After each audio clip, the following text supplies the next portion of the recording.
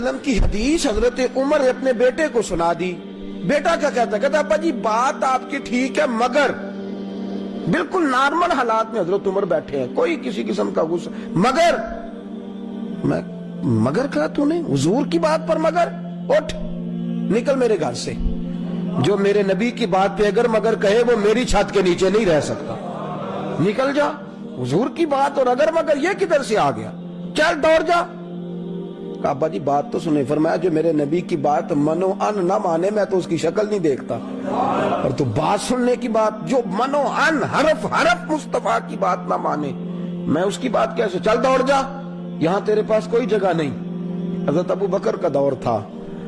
अब उनको पता था कि सिवाय सैयदना सिद्दीक अकबर के अब्बा जी को मना भी कोई नहीं सकता, कोई नहीं मना सकता। सीधे हजरत सिद्दीक अकबर के पास गए, मेहरबानी फरमाए। अब्बा जी नाराज हो गए।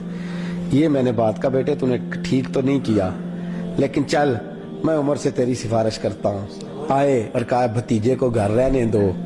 उमर उसने मुझे तुमने बात ही नहीं सुनी।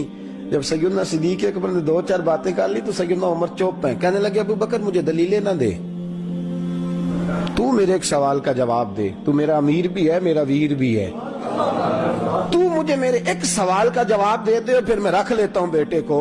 मुझे बता, तू अपने बेटे को मुस्तफा की हदीस सुनाता और वो अगर कहता अबू बकर मैं तेरे इश्क के अंदर के जाविये से आगाह हूं, तू अपने बेटे को नबी की हदीस सुनाता, वो अगर करता तो तू क्या करता? हजरत सिद्दीक अकबर की आंखों में आंसू आए। फरमाया तूने घर से निकाला है, मैं तलवार लेके बेटे की गर्दन काट देता। तो मुस्तफा की हदीस पे अगर मगर करता है, मैं गर्दन उड़ा देता।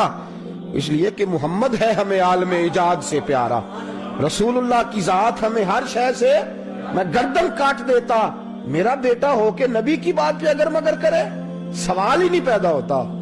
हजरत उमर कहने लगे मैंने तो सिर्फ घर से निकाला है, तू सिफारिशी बन के आ गया है, तू बता। कहने लगे चलो कोई नहीं, मान जो रहा है कि आइंदा नहीं करेगा। तो रख लिया सैयदना उमर फारूक ने।